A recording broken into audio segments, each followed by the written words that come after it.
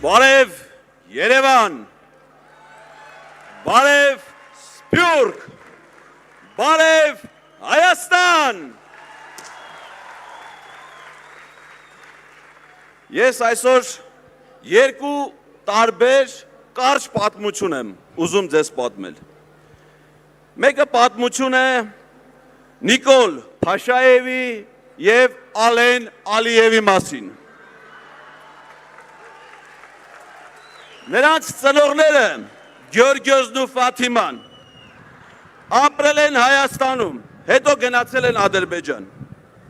Նիկոլը և Ալենը հանցագործություններ են կատարել ու դատապարտվել են ՑՄ ազատազրկման ու նստած են Սումգայիթի բանտում։ Նրանց մյուս 300,000 ադրբեջանցիների հետ առաջարկում է ազատություն Հայաստան տեղափոխվելու և ապրելու պայմանով։ Նրանք այդ 300,000 Սաֆարովա նմանները գալիս են Հայաստան, ապրում են մեր գյուղերում ու քաղաքներում, հետո վտարում են մեզ մեր երկրից, Հայաստանը դարձնում Արևմտյան Ադրբեջան։ Սա մի պատմություն էր։ Կա նաև մեկ այլ պատմություն։ Դա պատմություն է Նարեի և Նարեկի մասին։ Նարեն ու Նարեկը երիտասարդ ամուսիններ են։ Նարեն զբաղվում է փոքր բիզնեսով և ազատված է հարկերից։ Նա զբաղվում է գյուղատեսական մթերքների վաճառքով, որը ձեռք է բերում գյուղմթերման կայաններից։ Նարեկն աշխատում է նոր ստեղծված 300,000 աշխատատեղերից մեկում և աշխատում է վերամշակող արդյունաբերության ոլորտում։ Նրանք ապրում են սիրով, համերաշխ ընտանիքում և արդեն իրենց 4-րդ զավակ ունենալուց ստանում են հավելյալ 2 միլիոն դրամի աջակցություն, 5-րդ զավակն ունենալուց նոր բնակարան։ Նրանք մինչ այդ օգտվել էին 20,000 մատչելի բնակարանների ծրագրերից։ Նրանց որդին ծառայում է Հայաստանի զինված ուժերում, ամսական ստանում 40,000 դրամի դրամական փոխհատուցում, ծառայությունից հետո ստանում անվճար բարձրագույն կրթություն։ Զինվորական հրամանատարությունը նրանց հարգանքով է վերաբերվում, որովհետև այդ հրամանատարները գնահատված են։ Նրանք էլ իրենց հերթին են օգտվել մատչելի բնակարանների առանձին ծրագրերից։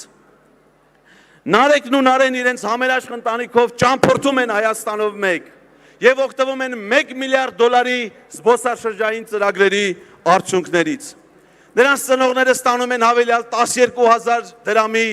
թոշակ։ Նրանց հեռավոր ազգականները ստանում են 150,000 դրամի փոխհատուցում և գտնվում էին ծայրահեղ աղքատության մեջ։ Սա էլ մեկ այլ պատմություն է։ Հիմա մենք պետք է հունիսի 7-ին ընտրություն կատարենք այս երկու պատմությունների մեջ։ Նիկոլի ու Ալիևի, Ալենի էլի,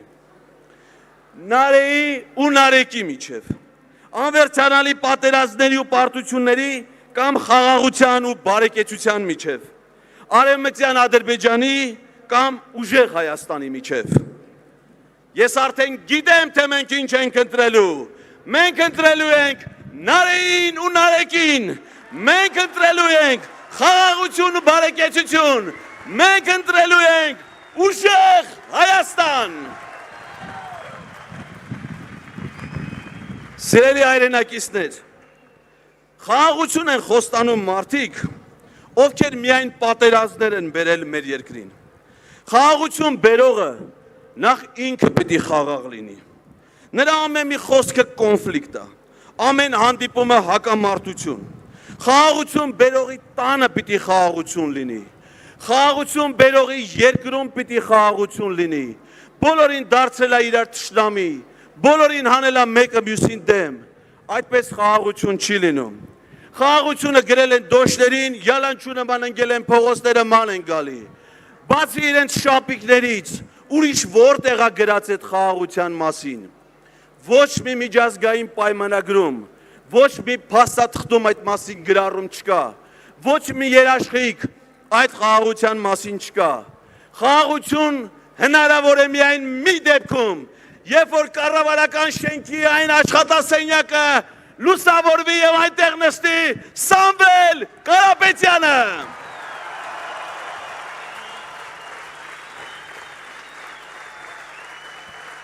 Սամվել վարչապետ Սամվել վարչապետ, Սամվել վարչապետ։ Սիրելի հայրենակիցներ, ուժեղ Հայաստանում բոլորն են շահելու, թե ֆերմերները, թե ձեռներեցները, թե ծերերը, թե երեխաները, թե ուսուցիչները, թե բժիշկները,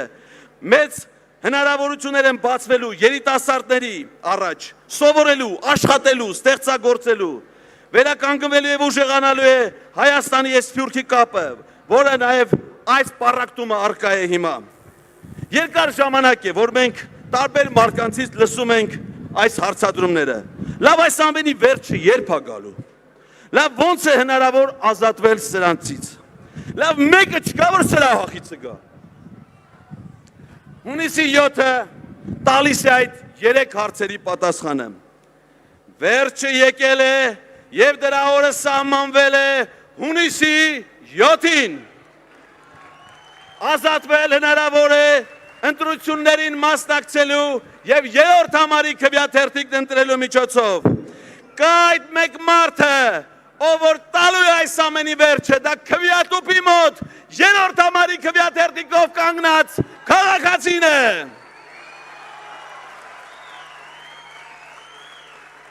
Սիրելի հայրենակիցներ, 1990 թվականի օգոստոսի 23-ին անկախության հռչակագիրը սահմանել է մեր նորանկախ պետության անունը, փառահեղ անուն, Հայաստանի Հանրապետություն, կրճատ անունն է Հայաստան։ Ադրբեջանա-թուրքական ռեժիմը ուզում է չեղարկել մեր անկախության հռչակագիրը, կործանել մեր պետությունն ու եկեղեցին եւ այս սրբագույն տարածքի վրա ստեղծել հարամ մի պետություն արևմտյան Ադրբեջան անունով։ Մենք դա թույլ չենք տալու։ Հայ ժողովրդի լավագույն զավակներից մեկի Սուրբ Գրիգոր Լուսավորիչ, Սուրբ Մեսրոպ Մաշտոց, հայրենիքի մատուցած ծառայությունների համար առաջին աստիճանի շքանշանի ասպետ Սամվել Կարապետյանի առաջնորդությամբ մենք ունենալու ենք ուժեղ Հայաստան!